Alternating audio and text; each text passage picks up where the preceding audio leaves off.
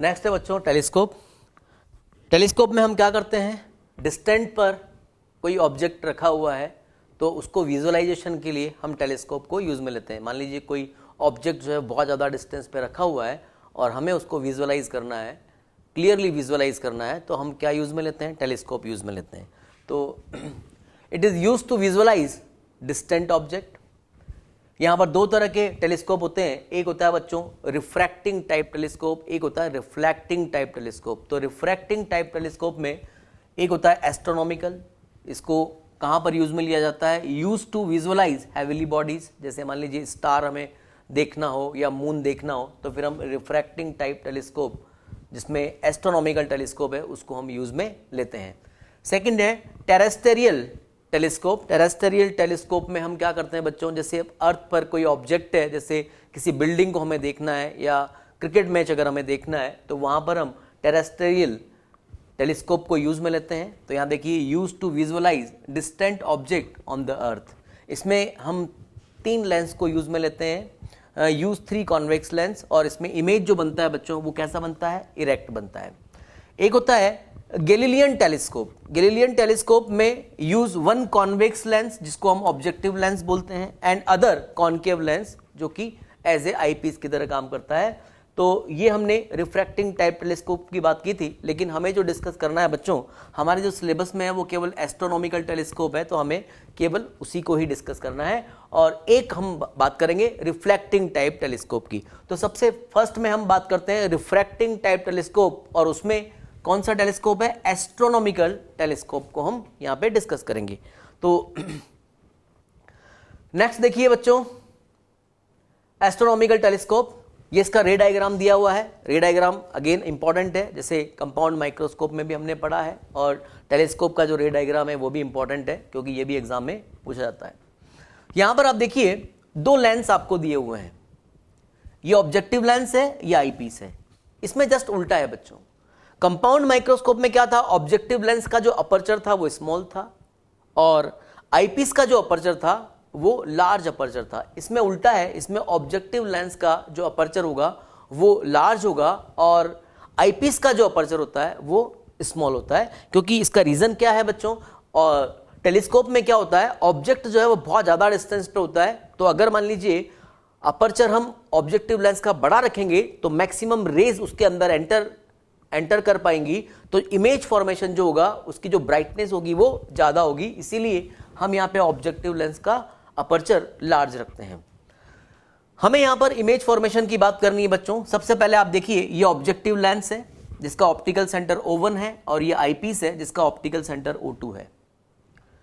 F0 जो है, F0 वो ऑब्जेक्टिव लेंस का फोकल लेंथ है, और FE जो है वो आईपीस का फोकल लेंथ है।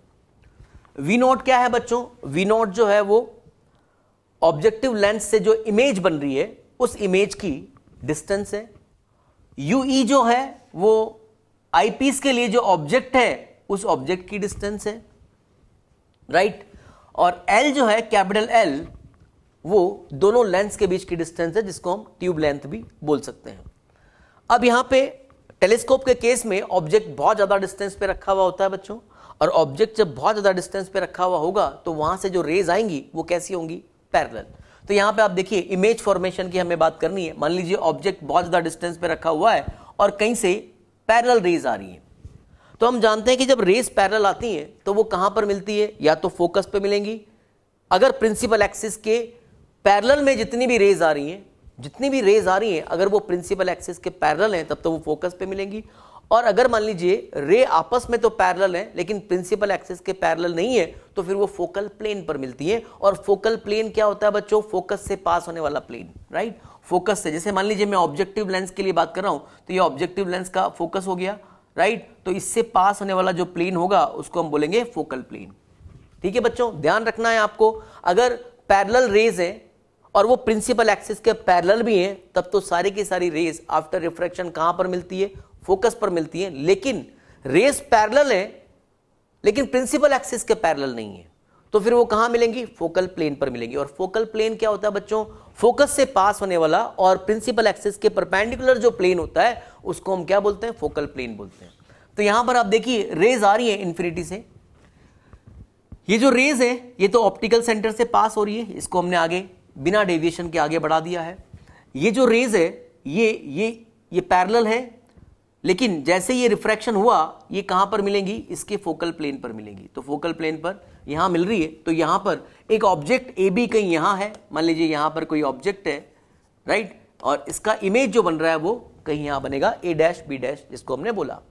और ये कहां बनेगा बच्चों, ये जो बनेगा इसके फोकल प्लेन पर बनेगा, तो ये एफ नॉट हो गया। अब यहां देखिए एक तरह से वी नॉट, मतलब इसके लिए जो इमेज है उसकी डिस्टेंस वी नॉट है, और वी नॉट किसके बराबर हो जाएगी, एफ नॉट के बराबर, क्योंकि ये कहां बन रहा है, इस लेंस के फोकल प्लेन पर बन रहा है। अब जो इसके लिए जो इमेज है वो इसके लिए ऑब्जेक्ट बनेगा। तो ए डैश बी डैश जो है बच्चों वो एक तरह से आईपीस के लिए क्या है, ऑब्जेक्ट हो गया। अब ये आईपीस जो है वो फाइनल इमेज बनाएगा। तो फाइनल इमेज जब बनाएगा तो मैंने यहां से दो रेज निकाल दी, एक रे तो मैंने पैरेलल ले लिया, तो कहां से पास होगा बच्चों, इसके फोकस से पास होगा, और दूसरी रे मैंने ऑप्टिकल सेंटर से ले लिया है जो बिना डेविएशन के जाएगी। अब आप देखिए यहां पर अगर मैं आगे बढ़ाता हूं रेस को तो डिस्टेंस बढ़ती जाएगी, तो इसका मतलब इमेज इधर नहीं बनेगा। जब मैं इसको पीछे एक्सटेंड करूंगा तो ये यहां से आती हुई दिखेगी, तो यहां से आती हुई दिख रही है, इसका मतलब इस ऑब्जर्वर को फाइनल इमेज जो है A double dash B double dash यहां पर मिलेगी। अब फाइनल इमेज हम मान के चल रहे हैं कि least distance of distinct vision पर तो बने ही बने, उससे कम डिस्टेंस पे नहीं बनना चाहिए। तो हमने लिमिटिंग कंडीशन मान ली है कि फाइनल इमेज जो बन रहा है वो कहां बन रहा है, ऑब्जेक्टिव आईपीस से least distance of distinct vision पे फाइनल इमेज बन रहा है। ठीक है बच्चों, अब यहां पर मुझे क्या निकालना है, अगेन मैग्नीफाइंग पावर निकालना है, राइट। तो मैग्नीफाइंग पावर क्या होता है, बीटा अपॉन अल्फा के बराबर। तो यहां देखिए एस्ट्रोनॉमिकल टेलीस्कोप में अगर मैं बात करूं तो it consist of a convex objective lens of large focal length F not and large aperture. देखिए ऑब्जेक्टिव लेंस जो है उसका फोकल लेंथ लार्ज है और उसका अपर्चर भी क्या है, लार्ज है, and a convex eyepiece of short focal length F E and small aperture. जबकि आईपीस जो है उसका फोकल लेंथ शॉर्ट होना चाहिए और अपर्चर भी उसका क्या होना चाहिए, स्मॉल अपर्चर होना चाहिए। एम की हमें बात करनी है मैग्नीफाइंग पावर की। तो मैग्नीफाइंग पावर क्या होता है बच्चों, it is the ratio of the visual angle subtended by the final image at the eye to the angle subtended by the distant object at the unaided eye. देखिए compound microscope में तो क्या था बच्चों, angle subtended by the final image at eye वो तो बना beta, और angle subtended by the object at eye when object is placed at least distance of distinct vision। Compound microscope में तो जब हम अल्फा की बात करेंगे तो ऑब्जेक्ट आई से कितने डिस्टेंस पे होना चाहिए, least distance of distinct vision पे होना चाहिए। उस केस में जो वो एंगल बनाएगा वो अल्फा है। लेकिन यहां पर ऐसा नहीं होता है बच्चों, यहां पर हम सिंपली ये बोल सकते हैं it is the ratio of the visual angle subtended by the final image at the eye to the angle subtended by the distant object at the unaided eye, right. तो यहां पर आप देखिए m is equal to beta by alpha हो जाएगा, और m is equal to मैं tan beta by tan alpha भी कह सकता हूं, और अल्फा और बीटा वेरी स्मॉल है इसलिए हमने अल्फा को क्या बोल दिया, tan अल्फा, और बीटा को क्या बोल दिया, tan बीटा के बराबर। अब यहां से आप देखिए रे डायग्राम से tan बीटा की वैल्यू चाहिए बच्चों मुझे, तो tan beta is equal to मैं क्या बोल सकता हूं, यहां से आप देखिए tan beta is equal to tan beta is equal to A dash B dash upon यहां से यहां तक की डिस्टेंस है ओ टू बी डैश, ये तो tan बीटा हो गया, और tan अल्फा जो होगा हमारा tan अल्फा आप देखिए रेज आ रही है, ये एंगल अल्फा बन रहा है, और ये अगर अल्फा है तो ये भी अल्फा होगा, तो मैं यहां से tan अल्फा की वैल्यू निकालूंगा, राइट। तो tan अल्फा क्या हो जाएगा, यहां से आप देखिए A dash B dash upon O one B dash, right. तो tan alpha is equal to हो जाएगा A dash B dash upon O one और बी डैश के बराबर। ठीक है बच्चों, तो हमने tan बीटा और tan अल्फा की वैल्यू यहां से निकाल लिए। तो tan बीटा के लिए तो हमने ये वाला ट्राइंगल यूज में लिया है, आप देखिए क्या हो जाएगा, A dash B dash upon O two B dash के बराबर, और tan अल्फा जो है हमने ये वाला ट्राइंगल यूज में लिया है बच्चों, ये देखिए आप, तो क्या हो जाएगा A dash B dash upon O one B dash के बराबर। यहां पर हमने वैल्यू को पुट कर दिया है। अब यहां पर आप देखिए O1 B डैश जो है, O1 और B dash, O1 B dash किसके बराबर है? आप ये देखिए ऑब्जेक्ट कहां पर है, ऑब्जेक्टिव लेंस के रेस्पेक्ट में इंफिनिटी पर है, तो इमेज कहां बनेगा, ऑब्जेक्टिव लेंस के फोकस पर बनेगा। तो जो इमेज का जो डिस्टेंस होगा ऑब्जेक्टिव लेंस के लिए वो कितना हो जाएगा बच्चों, V0 is equal to F0 के बराबर, राइट। तो यहां पर हम कह सकते हैं कि O1 B डैश की जो वैल्यू है, आप ये देखिए ये O1 है, ये B डैश है, तो O1 B डैश की जो वैल्यू है वो किसके बराबर है, F0 के बराबर। तो यहां से हम कह सकते हैं, नेक्स्ट में आप देखिए M इज इक्वल टू क्या हो जाएगा हमारे पास, F0 upon O2 B dash के बराबर। तो ये हमें मैग्निफिकेशन मिल गया। अब अगर मान लीजिए मुझे फोकल लेंथ की फॉर्म में ये मैग्निफिकेशन निकालना हो तो हम कह सकते हैं, मैं आईपीस के लिए मैं लेंस फॉर्मूला अप्लाई कर रहा हूं, तो 1 upon F E is equal to 1 upon V E minus क्या हो जाएगा, 1 अपॉन यू ई के बराबर। तो यहां पर अगेन देखिए बच्चों, V E is equal to क्या हो जाएगा हमारे पास, माइनस डी के बराबर, क्योंकि रे की डायरेक्शन तो ये है और मेजरमेंट हम कहां से करेंगे, इसके ऑप्टिकल सेंटर से, और किधर चलेंगे हम, इमेज की तरफ चलेंगे। तो इसके ऑप्टिकल सेंटर से इमेज की तरफ चलेंगे तो हम अपोजिट डायरेक्शन में चल रहे हैं, राइट। जब अपोजिट डायरेक्शन में चल रहे हैं तो रे की अपोजिट डायरेक्शन में चल रहे हैं, तो V E is equal to मैं क्या लिखूंगा, माइनस डी, क्योंकि इमेज फॉर्मेशन कहां पर हो रहा है, least distance of distinct vision पे हो रहा है। और U E is equal to क्या हो जाएगा बच्चों, माइनस O2 B डैश के बराबर। अगेन इसमें भी हम मेजरमेंट करेंगे तो रे के अपोजिट डायरेक्शन में मेजरमेंट कर रहे हैं, तो यहां पर हमने वैल्यू पुट कर दी है। यहां देखिए 1 अपॉन एफ ई हो गया इज इक्वल टू, यहां पर वी की वैल्यू मैंने डी रख दिया है तो माइनस 1 अपॉन डी हो गया है, प्लस यहां पे जब मैं वैल्यू पुट करूंगा माइनस O2 B डैश, तो माइनस माइनस प्लस हो जाएगा बच्चों, तो plus 1 upon O2 B dash के बराबर। तो यहां से 1 अपॉन O2 B डैश जो मुझे मिलेगा वो किसके बराबर मिलेगा, 1 upon F E plus 1 upon D के बराबर।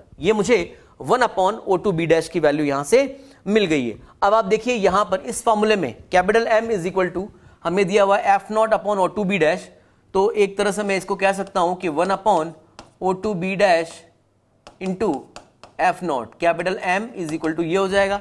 तो आप देखिए 1 अपॉन O2 B डैश की वैल्यू मैंने यहां पर पुट कर दी है, तो ये हो जाएगा M is equal to F0 bracket closed 1 upon F E plus 1 upon D के बराबर। ये फॉर्मूला हमें कब यूज में लेना है बच्चों, when image is formed eight D, मतलब जब least distance of distinct vision पे इमेज फॉर्मेशन हो तो मुझे मैग्नीफाइंग पावर का ये फॉर्मूला यूज में लेना है। अब अगर मान लीजिए इमेज फॉर्मेशन कहां पे हो रहा हो, इंफिनिटी पे हो रहा हो, तो फिर हम कैसे करेंगे। तो नेक्स्ट आप देखिए, नेक्स्ट में when image is formed at infinity और नॉर्मल एडजस्टमेंट। कई बार आपको क्वेश्चन जो है, क्वेश्चन में आपको ये नहीं देंगे कि इमेज फॉर्मेशन जो है वो इंफिनिटी पे हो रहा है, आपको क्वेश्चन इस तरह से देंगे कि टेलीस्कोप जो है वो नॉर्मल एडजस्टमेंट में है। तो अगर आपसे ये कहा जा रहा है कि टेलीस्कोप नॉर्मल एडजस्टमेंट में है, इसका मतलब भी यही होता है कि इमेज फॉर्मेशन कहां हो रहा है बच्चों, इंफिनिटी पे हो रहा है। तो यहां पे आप देखिए, a telescope is said to be in normal adjustment if the final image is formed at infinity. अब यहां पे जो डायग्राम में जो चेंजेस आएगा बच्चों, क्या चेंजेस आएगा, बस हमें यहां पर जो रेज निकलेंगी, जो इसको जब हम पीछे की तरफ मिलाएंगे तो रेज जो है वो पैरेलल हो जाएंगी, क्योंकि जब पैरेलल हो जाएंगी तो ये कहां तक जाएंगी, टू इंफिनिटी, और इमेज कहां पे बनेगा, इंफिनिटी पे बनेगा, राइट। तो अगेन वही दो रेज हमने निकाली है, बहुत ज्यादा डिस्टेंस से आ रही है, मतलब इंफिनिटी से आ रही है, कहां पे मिलेंगी, फोकस पे मिलेंगी, राइट। अब इसका भी फाइनल इमेज बन रहा है, कहां बन रहा है बच्चों, इंफिनिटी पे बन रहा है। तो आप देखिए, सबसे पहले तो हम बात कर रहे हैं कि लॉन्ग डिस्टेंस से ट्रेवल करके रेज आ रही है, मतलब ऑब्जेक्ट बहुत ज्यादा डिस्टेंस पर है, तो मैं मान के चलता हूं कि इंफिनिटी पर ऑब्जेक्ट रखा हुआ है, तो रेज कैसी आई, पैरेलल। तो इमेज जो फॉर्मेशन होगा वो इसके फोकस पर होगा, समझ में आ गई बात, राइट। तो ये हो गया F0 यहां पर है। अब ये भी फाइनल इमेज जो है वो इंफिनिटी पर ही बना रहा है। जब ये फाइनल इमेज इंफिनिटी पर बना रहा है, इसका मतलब ये हुआ, ये कब इंफिनिटी पर बनाएगा बच्चों, जब इसके रेस्पेक्ट में ये जो ऑब्जेक्ट है, ये ऑब्जेक्ट कहां हो, इसके फोकस पर हो। इसका मतलब क्या हुआ कि F0 और F जो है वो एक ही जगह पर होंगे।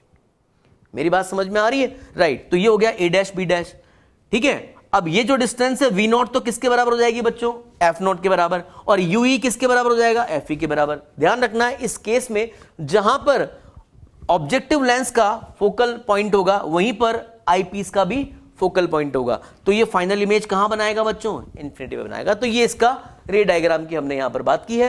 अब आप देखिए again M is equal to क्या होता है हमारे पास, magnifying power F0 upon O2 B dash के बराबर। तो O2 B डैश इस केस में, ये रहा O2 B डैश, ये O2 B डैश इस केस में किसके बराबर हो जाएगा, FE के बराबर हो जाएगा।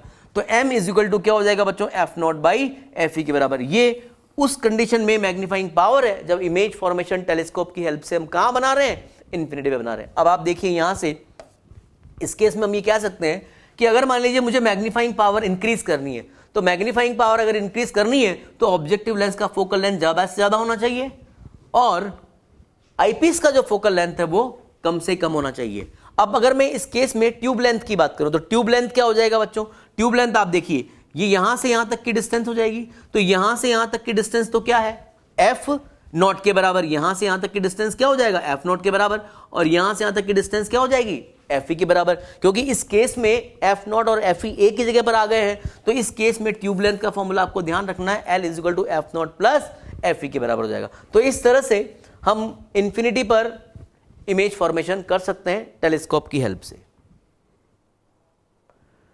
नेक्स्ट आप देखिए बच्चों, रिफ्लेक्टिंग टाइप टेलीस्कोप, जिसको हम कैसेग्रेन टेलीस्कोप भी बोल सकते हैं। कैसेग्रेन टेलीस्कोप हम इसलिए बोलते हैं क्योंकि इसको कैसेग्रेन साइंटिस्ट ने बनाया था, इसलिए हम रिफ्लेक्टिंग टाइप टेलीस्कोप को कैसेग्रेन टेलीस्कोप भी बोल सकते हैं। यहां पे आप देखिए, यहां पर जो इंपॉर्टेंट है वो क्या है बच्चों, रिफ्रैक्टिंग टाइप टेलीस्कोप में हम लेंस को यूज में ले रहे हैं, जबकि रिफ्लेक्टिंग टाइप टेलीस्कोप में हम मिरर को यूज में लेंगे। तो यहां पर आप देखिए ये एक कॉन्केव मिरर आपको दिया हुआ है, जिसको ऑब्जेक्टिव मिरर भी हम यहां पर बोल सकते हैं, और एक मिरर आपको यहां दिया हुआ है, ये यहां पर एक और मिरर है, कॉन्वेक्स है, सेकेंडरी मिरर इसको बोलेंगे हम। तो दो मिरर है, एक तो कॉन्केव है जो कि ऑब्जेक्टिव मिरर उसको बोलेंगे, और दूसरा जो है वो सेकेंडरी मिरर है, वो कैसा है, कॉन्वेक्स है। तो मान लीजिए इन्फिनिटी से बहुत ज्यादा डिस्टेंस से रेज आ रही है, तो रेज आएंगी तो कैसी होंगी, पैरेलल। मान लीजिए ये ए बी है, ये ऑब्जेक्ट होगा और ये रेज पैरेलल आ रही है, राइट। जब ये पैरेलल आएंगी तो यहां से क्या हो जाएंगी बच्चों, रिफ्लेक्ट हो जाएंगी, यहां से रिफ्लेक्ट हो गई।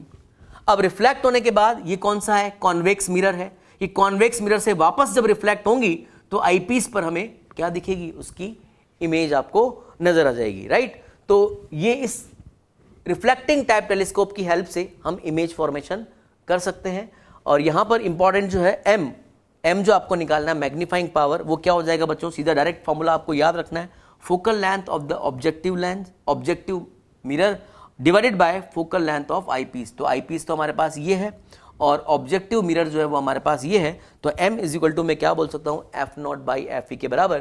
तो ये रिफ्लेक्टिंग टाइप टेलीस्कोप है बच्चों, ध्यान रखना है आपको ये।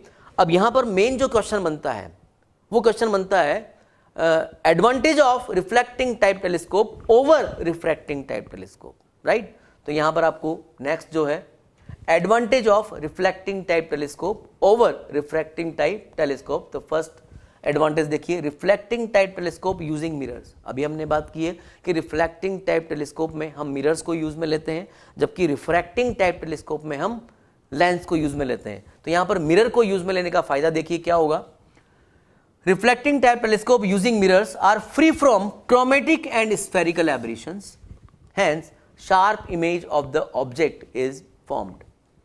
सेकंड देखिए, मिरर वेट जो होता है much less than a lens of similar quality. Mirror का जो वेट होता है बच्चों वो लेंस के वेट से कम होता है, ये इसका दूसरा एडवांटेज हो गया। तीसरा एडवांटेज जो है वो mirrors of large aperture can be easily manufactured. Mirror को लार्ज अपर्चर के जो मिरर होते हैं उनको हम इजीली मैन्युफैक्चर कर सकते हैं, किसके कंपेयर में, लेंस के कंपेयर में। तो इस तरह से ये हमने रे ऑप्टिक्स जो चैप्टर है उसकी हमने बात की है। अब हम नेक्स्ट जो डिस्कस करेंगे वो डिस्कस करेंगे एनसीईआरटी के कुछ इंपॉर्टेंट क्वेश्चन और प्रीवियस ईयर क्वेश्चंस और रेस। नेक्स्ट एक क्वेश्चन ले रहे हैं बच्चों हम टेलीस्कोप पर और माइक्रोस्कोप पर क्वेश्चन है ये। Using the data given below state which two of the given lenses will you prefer to construct a best possible. A आपको दिया हुआ है टेलीस्कोप और बी आपको दिया हुआ है microscope. Also indicate which of the selected lenses is to be used as an eyepiece in each case। यहां पर आप देखिए बच्चों, इस तरह का क्वेश्चन जो है वो एग्जाम में पूछा जाता है। आपको 3 लेंस दिए हुए हैं, हमें किन 2 लेंस की हेल्प से टेलीस्कोप बनाना चाहिए ताकि हमें मैग्नीफाइंग पावर जो है वो मैक्सिमम मिले, और कौन से 2 लेंस हम यूज में लें माइक्रोस्कोप के लिए ताकि हमें मैग्नीफाइंग पावर जो है वो मैक्सिमम मिले। तो सबसे पहले तो आप ये देखिए, लेंस L1 का पावर आपको दिया हुआ है 6 डायोप्टर, अपर्चर दिया हुआ है 1 सेंटीमीटर। लेंस L2 का जो पावर है वो 3 डायोप्टर है और अपर्चर जो है वो 8 सेंटीमीटर है और लेंस L3 का जो पावर है वो 10 डायोप्टर है और अपर्चर जो है वो 1 सेंटीमीटर है। अब अगर मैं मान लीजिए टेलीस्कोप के लिए बात करूं तो टेलीस्कोप के लिए ऑब्जेक्टिव लेंस जो है यहां पर टेलीस्कोप के लिए objective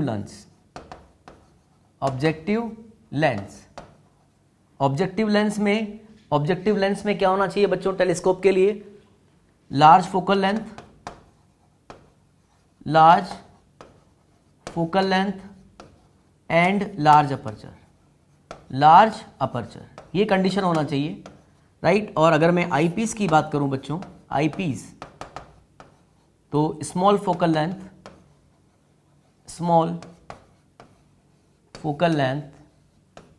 and small aperture,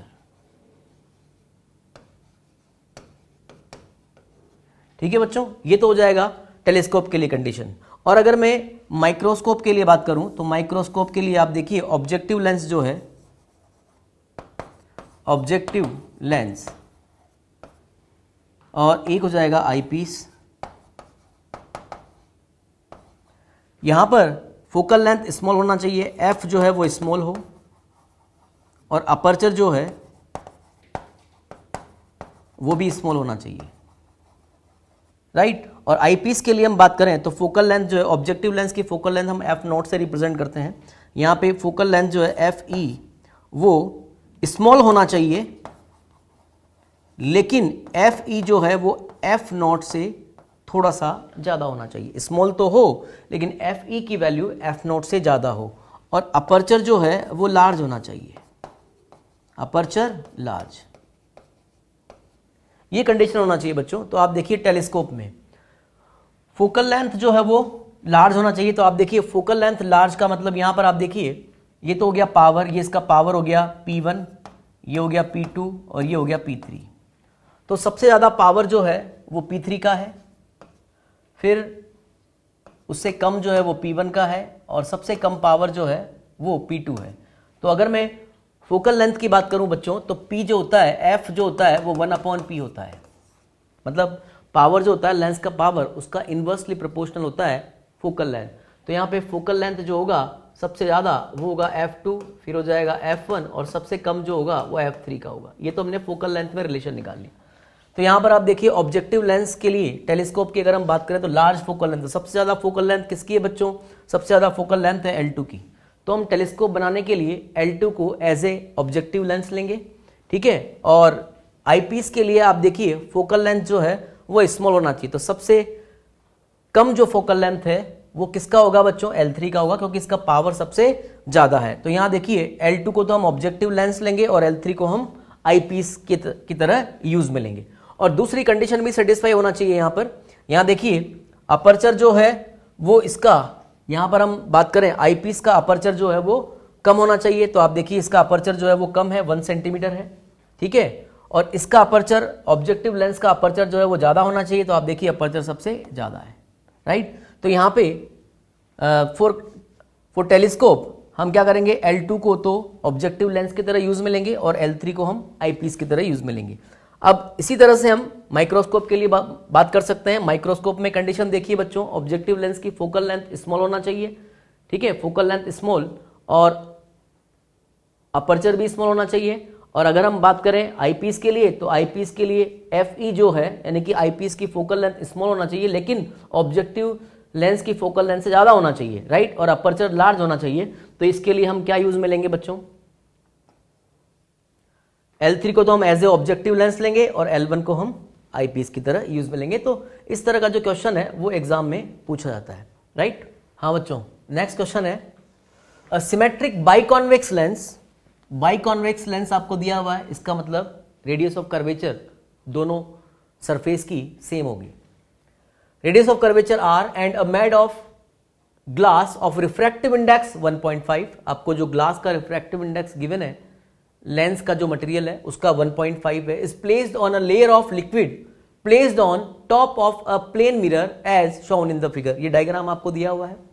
an optical needle with its tip on the principal axis of the lens is moved along the axis until its real inverted image coincides with the needle itself. That is the important point बच्चों। Real image जो है वो उसके object से मतलब needle से कॉन्साइड कर रही है और इमेज रियल और इन्वर्टेड है।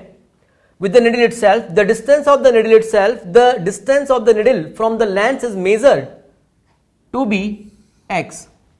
On removing the liquid layer and repeating the experiment, the distance is found to be y. Second case में हमने क्या किया बच्चों, लिक्विड लेयर को हमने रिमूव कर दिया है और केवल कॉन्वेक्स लेंस है, तो उस केस में हमें जो डिस्टेंस मिलेगा वो कितना मिल रहा है, y के बराबर मिल रहा है। Obtain the expression for the refractive index of the liquid in terms of x and y, right? तो यहां पे हमें लिक्विड का रिफ्रैक्टिव इंडेक्स x और y की टर्म्स में हमें निकालना है। ठीक है, ये डायग्राम आपको दिया हुआ है, सॉल्व करते हैं बच्चों इसको। तो सबसे पहले तो आप ये देखिए, अगर मान लीजिए जहां पर निडल है अगर उसी जगह पर उसका इमेज बन रहा है, इमेज जो है वो रियल है और इन्वर्टेड है, तो इसका मतलब जो डिस्टेंस आपको गिवन है वो किसके बराबर हो जाएगी बच्चों, फोकल लेंथ के बराबर। ये इंपॉर्टेंट पॉइंट है यहां पर और उसी को हम यूज में लेंगे।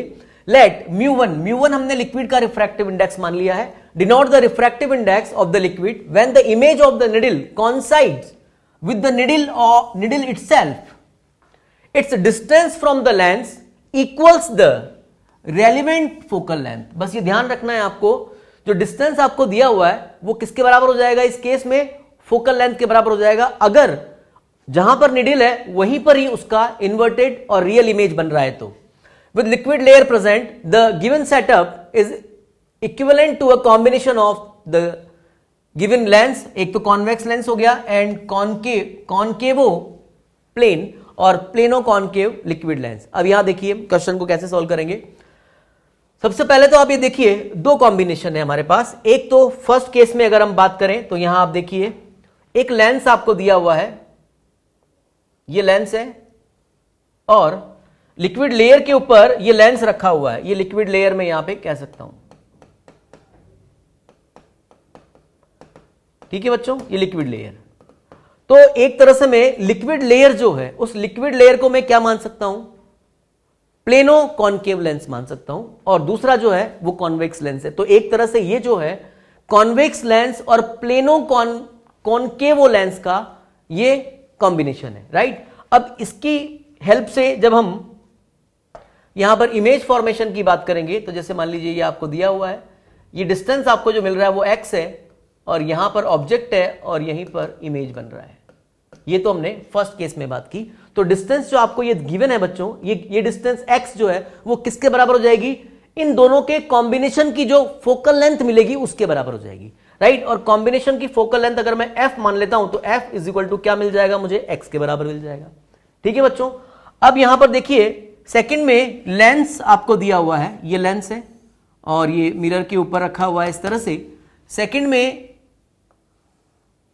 ये तो हो गया ऑब्जेक्ट और इमेज जो आपको मिल रहा है वो वहीं पर ही मिल रहा है, ये इमेज हो गया। लेकिन अब जो डिस्टेंस मिल रहा है y, तो मैं इस लेंस की बात करूं तो इस लेंस की जो फोकल लेंथ होगी f2 वो किसके बराबर हो जाएगी बच्चों, y के बराबर। ये हमें ध्यान रखना है।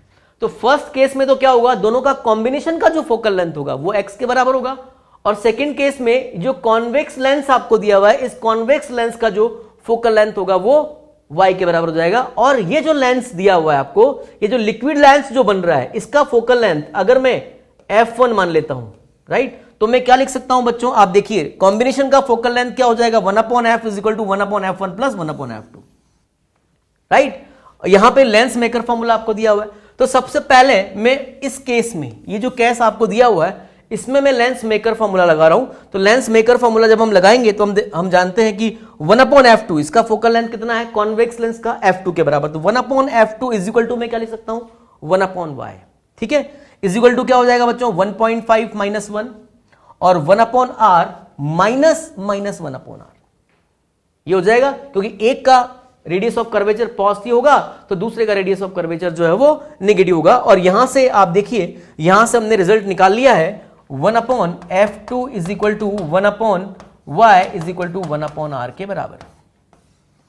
तो एक तरह से मैं क्या बोल सकता हूं, यहां पर आप देखिए f2 जो है वो किसके बराबर हो जाएगा, 1/f2 जो है वो 1/y के बराबर हो जाएगा और इज इक्वल टू मैं इसको 1/r कह सकता हूं, राइट। अब सेकंड में आप देखिए नेक्स्ट में कॉम्बिनेशन की फोकल लेंथ की हम बात करें तो कॉम्बिनेशन की फोकल लेंथ क्या हो जाएगा 1/f is equal to 1/f1 plus 1/f2, right. अब 1/f2 की वैल्यू तो हमारे पास है ही सही 1/y, हम मुझे 1/f1 निकालना है। तो यहां पर आप देखिए f तो हमारे पास किसके बराबर है बच्चों, x के बराबर, और f2 किसके बराबर है हमारे पास, y के बराबर, और यहां पे 1/f1 में लगा रहा हूं तो 1/f1 इज इक्वल टू क्या हो जाएगा, f1 किसका फोकल लेंथ है, जो प्लेनो कॉन्केव लेंस है उसका फोकल लेंथ है, और वो लिक्विड का बना हुआ है, तो मैं यहां लूंगा μ1 -1, यहां पे हमने रख दिया, और ये हो जाएगा यहां पर 1/r1 माइनस 1/r2, राइट। अब इसमें क्या होगा,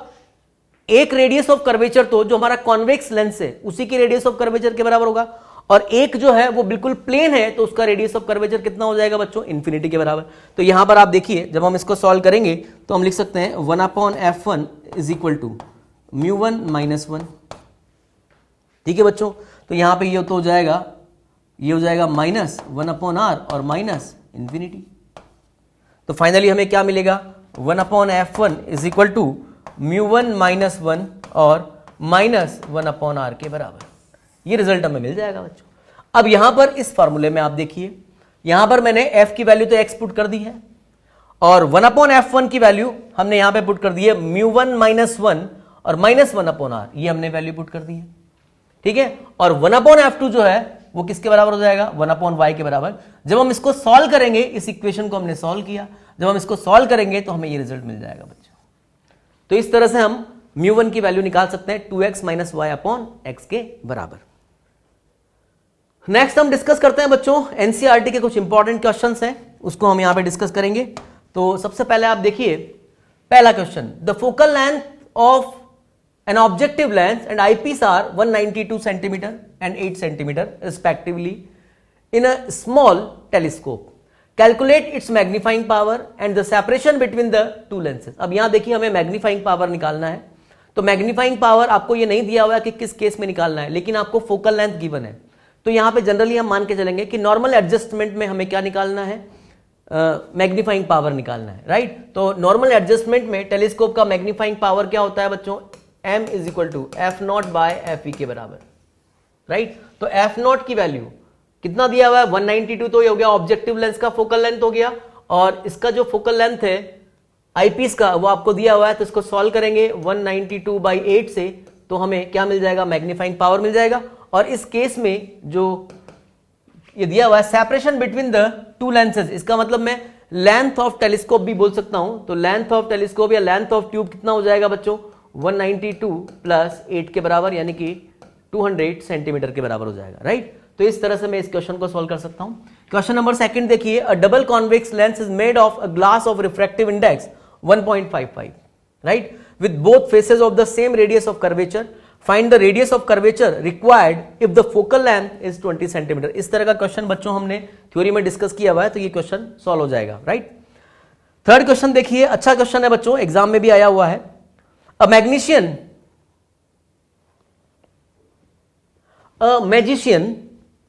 during a show makes a glass lens with mu is equal to 1.47, ठीक है, disappear in a trough of liquid. What is the refractive index of the liquid? Could the liquid be water? आप देखिए इस तरह का question हमें solve करना है। आपको बोला गया है a magician during a show makes a glass lens with refractive index 1.47 disappear in a trough of liquid. एक लेंस को हमने लिक्विड में रखा और वो डिसअपियर हो गया। ऐसा बच्चों तभी होगा जब लिक्विड का रिफ्रैक्टिव इंडेक्स और ग्लास का जो रिफ्रैक्टिव इंडेक्स है, मतलब लेंस का जो मटेरियल है उसका रिफ्रैक्टिव इंडेक्स बराबर हो। तो उस कंडीशन में क्या होगा, रिफ्रैक्शन नहीं होगा। रिफ्रैक्शन नहीं होगा तो क्या होगा, हमें वो ऑब्जेक्ट जो है वो लेंस जो है वो लिक्विड में हमें दिखाई ही नहीं देगा, मतलब डिसअपियर हो जाएगा। तो इसका मतलब ये हुआ what is the refractive index of the liquid, इसका मतलब लिक्विड का जो रिफ्रैक्टिव इंडेक्स है वो भी जो लेंस दिया हुआ लेंस का जो मटेरियल है उसके रिफ्रैक्टिव इंडेक्स के बराबर है। तो mu is equal to 1.47। Could the liquid be water, क्या वो लिक्विड जो है वो वाटर हो सकता है? नहीं हो सकता है, क्योंकि वाटर का रिफ्रैक्टिव इंडेक्स कितना होता है बच्चों 4/3। 4/3 का मतलब 1.33, राइट। वो लिक्विड कौन सा होगा जिसका रिफ्रैक्टिव इंडेक्स 1.47 के बराबर होगा। तो अगर मैं ग्लिसरीन की बात करूं तो ग्लिसरीन जो है, ग्लिसरीन का रिफ्रैक्टिव इंडेक्स जो होता है बच्चों वो 1.47 होता है। तो वो लिक्विड जो है वो कौन सा होगा, ग्लिसरीन होगा, राइट। वाटर नहीं होगा क्योंकि वाटर का रिफ्रैक्टिव इंडेक्स देखिए कितना होता है, 1.33 के बराबर। नेक्स्ट, ये क्वेश्चन हम डिस्कस कर चुके हैं बच्चों, थ्योरी में हमने डिस्कस किया है। ये वाला क्वेश्चन भी हमने थ्योरी में डिस्कस किया है, राइट। नेक्स्ट क्वेश्चन नंबर 6 देखिए, draw a ray diagram to show the image formation by a combination of two thin convex lenses in contact. Obtain the expression for the power of this combination in terms of focal length of the lenses. तो यहां पे combination का focal length हमने derive किया है 1/f = 1/f1 plus 1/f2, और combination का जो पावर होगा वो क्या हो जाएगा बच्चों, P = P1 + P2 के बराबर, जो कि हमने ऑलरेडी थ्योरी में डिस्कस किया हुआ है। क्वेश्चन नंबर 7 देखिए, draw a labelled ray diagram of a refractive telescope, deduce an expression of magnifying power of it, write two main limitations of refracting type telescope over a reflecting type telescope. तो ये हम question कर चुके हैं बच्चों, ठीक है, theory में हमने डिस्कस किया हुआ है। नेक्स्ट क्वेश्चन देखते हैं, question number 8, describe the construction of a compound microscope, right, derive an expression for it's total magnification, draw a ray diagram for the formation of image by a compound microscope. ये वाला question भी हमने theory में, मतलब theory में हम ये पढ़ चुके हैं, तो सीधा ये क्वेश्चन हो जाएगा। नेक्स्ट आप देखिए, derive the mathematical relation between refractive indices n1 and n2। यहां पर जनरली हमने क्या लिया था, μ1 और μ2 लिया था, और μ1 μ2 की जगह पे यहां पे n1 n2 दिया हुआ है रिफ्रैक्टिव इंडिसेस को, of two medium and radius of curvature r1 and r2 for refraction at a convex spherical surface. Consider the object to be a point source lying on the principal axis in rare medium of refractive index n1 and a real image formed in the denser medium of refractive index n2, hence derive lens maker formula। हमें lens maker formula derive करना है। ये important question है बच्चों, exam में कई बार इसका derivation पूछा जाता है, तो हमने ये थ्योरी में डिस्कस किया हुआ है। क्वेश्चन नंबर 10 देखिए, plot a graph to show variation of the angle of deviation as a function of angle of incidence for light passing through a prism, derive an expression for refractive indices of the prism in terms of angle of minimum deviation and angle of prism। अगर आपको ध्यान हो तो इस तरह का graph हमने discuss किया था, ये एंगल ऑफ इंसिडेंस है और ये इधर डेविएशन, तो इस तरह का ग्राफ हमें मिला था, और ये minimum deviation, right, del M, और मिनिमम डेविएशन के केस में I = हुई। तो एक तो ये वाला ग्राफ ड्रॉ करना है, और एक हमें प्रिज्म फार्मूला क्या होता है, μ = क्या होता है यहाँ पर sine a plus del M by 2 upon sine a by 2। तो ये वाला फॉर्मूला भी हमने डिराइव किया था थ्योरी में। नेक्स्ट आप देखिए, प्रीवियस ईयर क्वेश्चन है बच्चों, ये ईयर 2016 में पूछे गए क्वेश्चन हैं। पहला क्वेश्चन आप देखिए, रे PQ incident normally on the refracting face BA is refracted in the prism BCA made of material of refractive index 1.5। Complete the path of the ray through the prism. From which face will the ray emerge? Justify your answer। अब यहां देखिए बच्चों, important क्या है, prism से related question हर साल एक question जरूर पूछा जाता है, तो प्रिज्म के जितने भी क्वेश्चन हैं वो आपको अच्छे से करना है। तो पहला क्वेश्चन मैं यहां पे डिस्कस कर रहा हूं। आप ये देखिए, एक प्रिज्म आपको दिया हुआ है और इसमें रे जो है वो इंसिडेंट हो रहा है नॉर्मल, ठीक है। अब जब नॉर्मल इंसिडेंस हो रहा है तो आप देखिए बिल्कुल बिना डेविएशन के ये रे जो है वो बिल्कुल सीधी ऐसे जाएगी, राइट। यहां पर ये एंगल 60 डिग्री है, 90 है, तो डेफिनेटली ये वाला एंगल कितना हो जाएगा बच्चों, 30 डिग्री के बराबर, ठीक है। और यहां पर मैं नॉर्मल ड्रॉ करता हूं, ये नॉर्मल हो गया, तो ये वाला जो एंगल होगा बच्चों ये भी 30 डिग्री हो जाएगा, क्योंकि ये 60 होगा तो रिमेनिंग ये वाला कितना हो गया, 30 डिग्री के बराबर। अब यहां पे आप देखिए, ग्लास का जो रिफ्रैक्टिव इंडेक्स आपको दिया हुआ है वो 1.5 और 3/2 मैं कह सकता हूं, तो एक तरह से हमें a μg दिया हुआ है 3/2। और अगर मैं इसके लिए क्रिटिकल एंगल की बात करूं तो क्रिटिकल एंगल मैं कैसे निकालूंगा, साइन IC = 1 अपॉन क्या हो जाएगा बच्चों, a μg के बराबर। तो साइन IC = क्या हो जाएगा, ए म्यू जी, तो ये हो जाएगा 2/3 और 2/3 का मतलब हुआ 0.66 के बराबर। अब आप देखिए साइन 30 डिग्री जो होता है, साइन 30 डिग्री कितना होता है बच्चों 1/2 यानी कि 0.5। ठीक है, साइन 45 डिग्री की अगर मैं बात करूं तो साइन 45 होता है 1/√2 यानी कि 0.707 भी कह सकता हूं, और साइन 60 डिग्री जो होता है वो होता है √3/2 और इसको मैं 0.866 कह सकता हूं। अब आप देखिए हमें जो वैल्यू मिली हुई है 0.66 मिली हुई है। 0.66 का मतलब हुआ 0.5 और 0.7 के बीच में।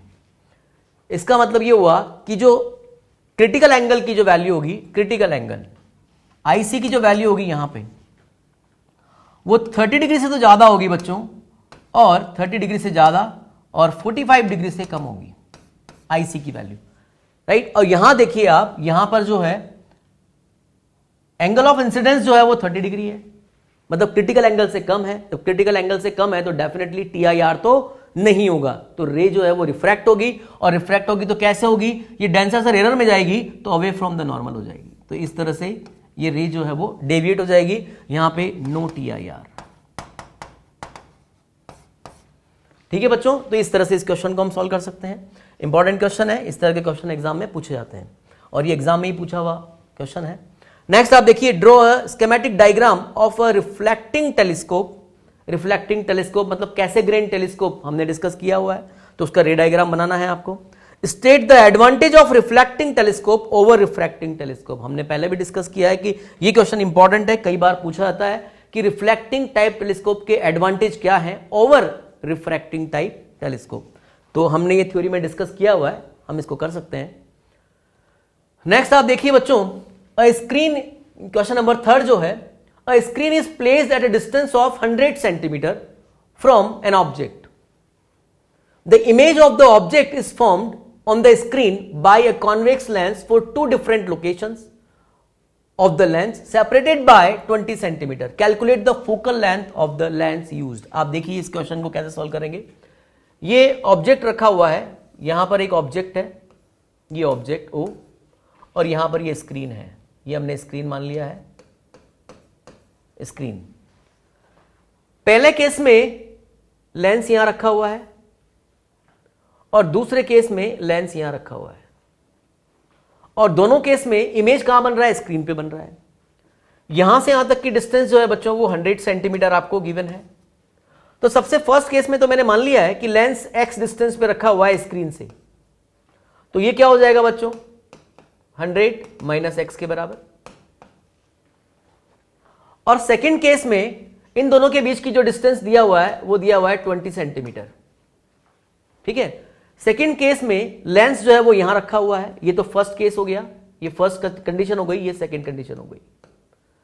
सेकेंड में यहां रखा हुआ है, तो मैं ऑब्जेक्ट की डिस्टेंस की बात करूंगा इस लेंस के रेस्पेक्ट में, तो कितना हो जाएगा बच्चों, ये ऑब्जेक्ट की डिस्टेंस हो जाएगी, राइट। अब मैं 2 बार जो है वो लेंस फॉर्मूला अप्लाई करूंगा। आप देखिए फर्स्ट केस में, आप देखिए फर्स्ट केस में लेंस यहां रखा हुआ है, तो 1/f is equal to, right, यहां से यहां तक की डिस्टेंस तो इमेज की होगी, इमेज तो स्क्रीन पर ही बनेगा। ठीक है, तो यहां से यहां तक की जो डिस्टेंस है वो तो इमेज की डिस्टेंस हो गई, और ये हो जाएगा 1/v माइनस 1/u। तो इस केस में v इज इक्वल टू तो हमें मिलेगा x के बराबर, और u जो मैं रखूंगा बच्चों, u जो है वो ये हो जाएगा। तो ऑब्जेक्ट इधर है तो रे की डायरेक्शन तो ये हो जाएगी, और मेजरमेंट कहां से करेंगे हम, मेजरमेंट करेंगे हम ऑप्टिकल सेंटर से, तो किधर चलेंगे हम, ऐसे। तो ऑब्जेक्ट की डिस्टेंस क्या मिलेगी मुझे, नेगेटिव में, तो -100 माइनस x में यहां से रख सकता हूं। ठीक है, यहां पर वैल्यू में पुट करूंगा तो क्या हो जाएगा बच्चों 1/f इज इक्वल टू, ठीक है, ये हो जाएगा 1/x माइनस और 1/-100 माइनस x के बराबर। एक इक्वेशन तो आपको ये मिल गई। अब जब मैं सेकंड, लेंस की सेकंड पोजीशन ये है, तो अब ये जो है यहां से यहां तक की जो डिस्टेंस है कितना हो जाएगा, x + 20, यही होगा बच्चों। और यहां से यहां तक का डिस्टेंस कितना होगा, ये वाला डिस्टेंस, वो हम निकाल सकते हैं 100 माइनस x + 20। तो सेकंड केस में जब मैं फॉर्मूला अप्लाई करूंगा तो 1/f is equal to 1/v, तो v की वैल्यू क्या रखूंगा बच्चों, x प्लस 20, क्योंकि सेकेंड केस में भी इमेज कहां बनना है, स्क्रीन पर ही बनना है, तो ये हो जाएगा x प्लस 20 माइनस 1 अब ये जो डिस्टेंस है वो कितना है बच्चों, -100 माइनस x प्लस 20 के बराबर। ठीक है बच्चों, इन दोनों इक्वेशन को जब मैं सॉल्व करूंगा तो मुझे फोकल लेंथ मिल जाएगी, और फोकल लेंथ यहां पे जब हम सॉल्व करेंगे फोकल लेंथ हमें 24 सेंटीमीटर के आसपास मिलेगी। ठीक है बच्चों, तो ये क्वेश्चन हम सॉल्व कर सकते हैं। सेकंड जो है, converging lens is capped coaxially in contact with the diverging lens, both the lenses being of equal focal length, what is the focal length of the combination. आप देखिए 1/f इज इक्वल टू हमारे पास होता है 1/f1 plus 1/f2। दोनों lens का, एक तो converging lens is capped coaxially in contact with the diverging lens, diverging lens मतलब कॉन्केव लेंस हो गया, both the lenses being of equal focal length, दोनों की फोकल लेंथ जो है वो इक्वल है। What is the focal length of the combination. देखिए बच्चों यहां पर क्या होगा, यहां पर कॉन्वेक्स लेंस का फोकल लेंथ आपको क्या लेना है, पॉजिटिव लेना है, और कॉन्केव लेंस का फोकल लेंथ जो है वो नेगेटिव लेना। तो f1 तो आप बोलेंगे f डैश बोल दीजिए, और f2 जो है वो माइनस f डैश, और इस क्वेश्चन को हम सॉल्व कर लेंगे। ठीक है, एक तो पॉजिटिव होगा और दूसरा जो है वो नेगेटिव होगा। What is the total internal reflection, under what conditions does it occur. तो ये क्वेश्चन हम कर ही चुके हैं। टीआईआर के लिए क्या जरूरी है, रे जो है वो डेंसर से रेयर मीडियम में ट्रेवल करना चाहिए। सेकंड देखिए, find a relation between critical angle and refractive index, critical angle और रिफ्रैक्टिव इंडेक्स में रिलेशन निकालना है, हमने किया हुआ है ये। Name one phenomena which is based on the total internal reflection, तो टोटल इंटरनल रिफ्लेक्शन के फेनोमेना हमने डिस्कस किए हैं, तो ये क्वेश्चन हम सॉल्व कर सकते हैं।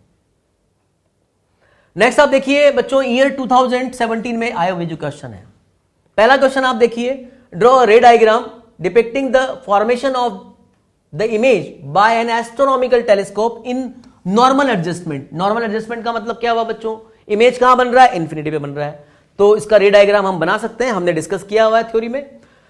सेकंड पार्ट देखिए, you are given the following 3 lenses, which 2 lenses will you use as an eyepiece and as an objective to construct an astronomical telescope, give reason। आप देखिए हम जो लेंस को यूज में लेंगे, अगर मैं टेलीस्कोप की बात करूं तो टेलीस्कोप में एक तो ऑब्जेक्टिव लेंस होता है और एक क्या होता है, आईपीस। तो ऑब्जेक्टिव लेंस का फोकल लेंथ ज्यादा होना चाहिए और अपर्चर भी ज्यादा होना चाहिए, और आईपीस का फोकल लेंथ कम होना चाहिए और अपर्चर भी कम होना चाहिए। तो हम उस कंडीशन को यूज में लेकर यहां पे चूज कर सकते हैं। ध्यान रखना बच्चों, हमें मेनली फोकस किस पे करना है, m is equal to magnifying power हमें ज्यादा से ज्यादा मिलना चाहिए। बस जिस केस में हमें मैग्नीफाइंग पावर ज्यादा से ज्यादा मिलेगी हम उन्हीं लेंस को यूज में लेंगे। ठीक है, नेक्स्ट क्वेश्चन देखिए, यहां पर monochromatic light of wavelength 589 nanometre is incident from air on a water surface.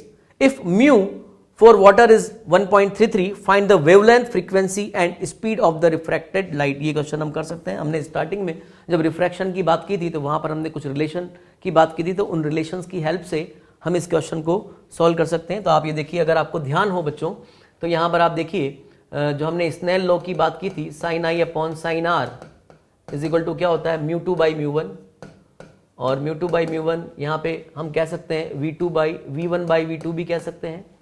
ठीक है, और यहाँ पर हम λ1 बाय λ2 भी कह सकते हैं। तो ये रिलेशन हमने डिस्कस किया था, इस रिलेशन की हेल्प से हम ये फाइंड आउट कर सकते हैं। तो आप देखिए फ्रीक्वेंसी जो है, अगर लाइट एक मीडियम से दूसरे मीडियम में ट्रेवल करती है तब तो फ्रीक्वेंसी में तो कोई चेंज आएगा ही नहीं, जो भी चेंजेस आएगा वो स्पीड में आएगा और वेवलेंथ में आएगा। तो इस कॉन्सेप्ट को यूज में लेकर हम इस क्वेश्चन को सॉल्व कर सकते हैं। नेक्स्ट आप देखिए बच्चों, a double convex lens is made of glass of refractive index 1.55 with both faces of the same radius of curvature. Find the radius of curvature required if the focal length is 20 cm। ये question हमने theory में discuss किया है। Question number 3 देखिए, draw a ray diagram to show the image formation by a combination of 2 thin convex lenses in contact. Obtain the expression for the power of this combination in terms of the focal length of the lenses। ये question भी हमने discuss किया हुआ है। Next question देखिए बच्चों, a ray of light passing from air through an equilateral glass prism undergoes minimum deviation when the angle of incidence is 1/3 angle of incidence is 3/4 of the angle of prism, calculate the speed of light in the prism. तो इस question को हम solve कर सकते हैं। अभी जो हमने रिलेशन की बात की थी उसी तरह के रिलेशन से हम इसको सॉल्व कर सकते हैं। क्वेश्चन नंबर 2018 में आए हुए जो क्वेश्चन है, आप देखिए, ये क्वेश्चन हमने डिस्कस किया हुआ है इसे। नेक्स्ट क्वेश्चन देखिए, draw a ray diagram to show image formation when the concave mirror produces a real inverted and magnified image of the object. Obtain the mirror formula and write the expression for the linear magnification.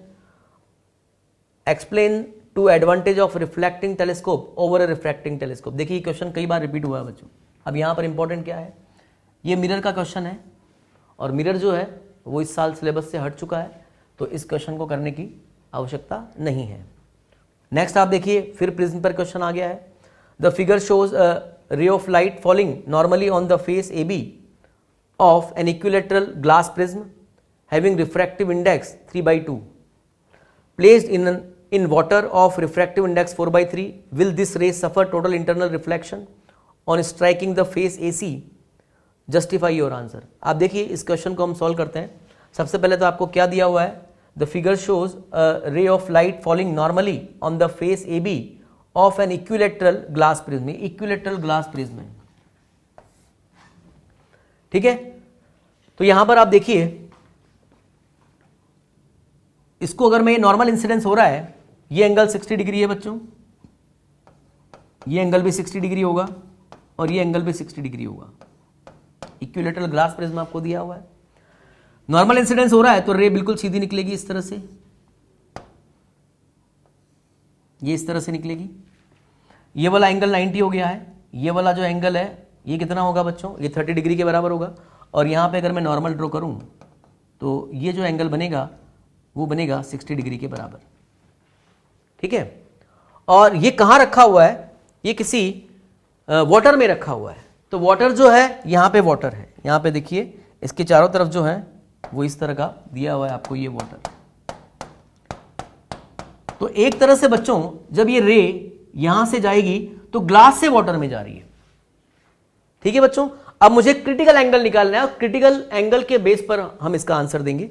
तो सबसे पहले हम यहां पे आप देखिए, Snell law जब मैं अप्लाई करूंगा क्रिटिकल एंगल के लिए तो साइन IC, जो भी क्रिटिकल एंगल अपॉन साइन 90, जब मैं क्रिटिकल एंगल पे उसको इंसिडेंट करूंगा तो एंगल ऑफ रिफ्रैक्शन कितना हो जाएगा बच्चों, 90 डिग्री के बराबर, इज इक्वल टू रे कहां से जा रही है बच्चों, यहां पर मैं बात करूं तो रे जो है वो ग्लास से वाटर में जा रहा है, तो मैं यहां पे क्या बोलूंगा, G म्यू और W के बराबर, ठीक है बच्चों। अब यहां पे आप देखिए साइन IC, यहां पे साइन 90 की वैल्यू कितना हो जाएगा, साइन 90 की वैल्यू तो 1 हो जाएगा। और इसको मैं क्या लिख सकता हूं, इसको मैं लिख सकता हूं A mu W upon A mu G के बराबर। अब A म्यू W की वैल्यू कितनी है हमारे पास, 3/4, और इसकी जो वैल्यू है A म्यू W की जो वैल्यू हमें गिवन है 4/3 है, तो यहां पर मैं इसको 4/3 और A म्यू G की जो वैल्यू है वो 3/2, तो आपको क्या मिलेगा बच्चों, ये मिल जाएगा आपको 8/9। तो sine IC is equal to 8/9 को मैं सोल्व करूंगा तो 0.88 मुझे मिलेगा। अब आप देखिए साइन 60 डिग्री की जो वैल्यू होती है वो होती है √3/2, यानी कि 0.866 के बराबर। और ये जो वैल्यू है ये जो है 0.88 है, मतलब इससे ज्यादा है, इससे ज्यादा है। इसका मतलब IC की वैल्यू कितनी होगी बच्चों, ग्रेटर देन 60 डिग्री, राइट। और यहां पे एंगल ऑफ इंसिडेंस कितना है, 60 डिग्री के बराबर। इसका मतलब एंगल ऑफ इंसिडेंस जो है वो यहां पर 60 डिग्री से कम है। इसका मतलब क्या हुआ, इसका मतलब TIR नहीं होगा, राइट। एंगल ऑफ जो इंसिडेंस है यहां पर आप देखिए, जो एंगल ऑफ इंसिडेंस है वो IC से कम है। एंगल ऑफ इंसिडेंस कितना है यहां पे, एंगल ऑफ इंसिडेंस है 60 डिग्री, राइट। और IC की वैल्यू क्या होगी बच्चों, IC की वैल्यू होगी 60 डिग्री से ज्यादा। इसका मतलब यह हुआ कि एंगल ऑफ इंसिडेंस जो है वो क्रिटिकल एंगल से कम है। जब angle of incidence critical angle से कम है तो TIR तो होगा ही नहीं, तो क्या होगा फिर, रिफ्रैक्शन होगा। और रिफ्रैक्शन में अब ये कौन सा मीडियम है, ये रेयर मीडियम है, तो अवे फ्रॉम द नॉर्मल ऐसे शिफ्ट हो जाएगी, ठीक है बच्चों। तो इस तरह से इस क्वेश्चन को सॉल्व किया जा सकता है, अच्छा क्वेश्चन है ये। नेक्स्ट आप देखिए ईयर 2019 में आए हुए क्वेश्चन है ये, ड्रॉ द रे diagram of N astronomical telescope showing image formation in the normal adjustment again वही कहां पर बन रहा है, इमेज फॉर्मेशन इन्फिनिटी पे। Position, right the expression for it's magnifying power. इस क्वेश्चन को किया जा सकता है, थ्योरी में हमने डिस्कस किया है। Draw a labelled ray diagram to show image formation by a compound microscope and write the expression for its resolving power. ध्यान रखना है बच्चों, इस साल रिजॉल्विंग पावर जो है वो सिलेबस से हट चुका है, तो रिजॉल्विंग पावर पे कोई क्वेश्चन नहीं पूछा जाएगा, ये ध्यान रखना है। नेक्स्ट देखिए, state with the help of रे diagram the working principle of optical fibre. Right one important use of optical fibre. तो ऑप्टिकल फाइबर को हम कहां पर यूज में लेते हैं, हम सिग्नल को, ऑडियो सिग्नल हो या वीडियो सिग्नल हो, हमें one place to another place transmit करना है, तो अगर हम जो है वो ऑप्टिकल फाइबर को यूज में लेते हैं, और टीआईआर के कंसेप्ट पर ये बेस होता है, हमने पढ़ा है। थर्ड देखिए question, under what conditions does the phenomena of total internal reflection take place, draw a ray diagram showing how a ray of light deviates by 90 degree after passing through a right angled isosceles prism. ये हमने isosceles prism, हमने पोरो prism पढ़ा है, ये उसी पर ही based question है बच्चों, जो हमने थ्योरी में डिस्कस कर लिया है। नेक्स्ट क्वेश्चन है, ये प्रिज्म पर अगेन क्वेश्चन आया हुआ है, इस तरह का क्वेश्चन हमने डिस्कस किए हुए हैं, तो ये क्वेश्चन आप सॉल्व कर सकते हैं। नेक्स्ट देखिए बच्चों, ईयर 2020 में आए हुए क्वेश्चन। पहला क्वेश्चन देखिए, larger aperture of objective lens in an astronomical telescope, increase the resolving power of telescope, decrease the brightness of the image, increase the size of the image, decrease the length of the telescope। तो यहां देखिए इसमें जो question है वो resolving power का है question है ये, लेकिन रिजॉल्विंग पावर क्योंकि सिलेबस से अब इस साल हट चुका है, तो आपको इस क्वेश्चन को करने की आवश्यकता नहीं है। लेकिन इसका आंसर जो है, अगर मान लीजिए मैं अपर्चर को बड़ा करता हूं तो उससे रिजॉल्विंग पावर जो है वो टेलीस्कोप का बढ़ जाता है, राइट। नेक्स्ट क्वेश्चन देखिए बच्चों, biconvex lens of glass having refractive index 1.47 is emerged in a liquid, it becomes invisible and behave as a plane glass plate, the refractive index of the liquid. हमने अभी question discuss किया है, magician का जो question था वो हमने discuss किया है। अगर मान लीजिए जो प्रिज्म दिया हुआ है, जो भी बाइकॉन्वेक्स लेंस आपको दिया हुआ है, उसका रिफ्रैक्टिव इंडेक्स और लिक्विड का रिफ्रैक्टिव इंडेक्स अगर मान लीजिए सेम है, तो वो इनविजिबल हो जाएगा। क्वेश्चन नंबर थर्ड देखिए, for a glass prism the angle of minimum deviation will be smallest for the light of, ये हम क्वेश्चन कर सकते हैं। नेक्स्ट ये ऑब्जेक्टिव टाइप क्वेश्चन, ये जो है fill in the blanks type question है। A ray of light on passing through an equilateral glass prism suffers a minimum deviation equal to the angle of the prism, the value of refractive index of the material of the prism is. हम solve कर सकते हैं इस question को। Question number 5 देखिए, draw the रे diagram of N astronomical telescope when the final image is formed at infinity, right the expression for the resolving power of the telescope. यहां ध्यान रखना है बच्चों, यहां तक तो हमारे सिलेबस में है, लेकिन ये हमारे सिलेबस में नहीं है, रिजॉल्विंग पावर। इसी तरह से इस पर क्वेश्चन दिए हुए हैं, न्यूमेरिकल क्वेश्चन, जिसको हम सॉल्व कर सकते हैं, हमने क्वेश्चन किए हुए हैं। एक ये देखिए, an object is placed in front of a concave mirror, it is observed that a virtual image is formed, draw the ray diagram to show the image formation and hence derive the mirror equation। ये बच्चों, ये जो question है ये mirror का question है, right, तो syllabus से हट चुका है। और ये वाला क्वेश्चन जो है वो लेंस पर है, इस क्वेश्चन को हम सॉल्व कर सकते हैं, ठीक है। Using lens makers formula derive the thin lens formula, lens maker फार्मूले की हेल्प से हमें लेंस फार्मूला डिराइव करना है। नेक्स्ट देखिए बच्चों, रेस के कुछ क्वेश्चंस हैं, ऑब्जेक्टिव टाइप क्वेश्चन। हम जानते हैं 10 क्वेश्चन इसमें ऑब्जेक्टिव टाइप होंगे, तो ये 10 क्वेश्चन जो है वो ऑब्जेक्टिव टाइप है। ये 10 क्वेश्चन ऑब्जेक्टिव टाइप, 5 क्वेश्चन जो है वो fill in the blanks type होंगे, तो 5 क्वेश्चन जो है वो फिल इन द ब्लैंक्स हैं, और बाकी 5 क्वेश्चन जो होंगे वो शॉर्ट आंसर टाइप क्वेश्चन है, राइट। तो इस तरह से क्वेश्चन हमने डिस्कस किए, और इस तरह से हमारा ये जो रे ऑप्टिक्स का चैप्टर है वो कंप्लीट होता है।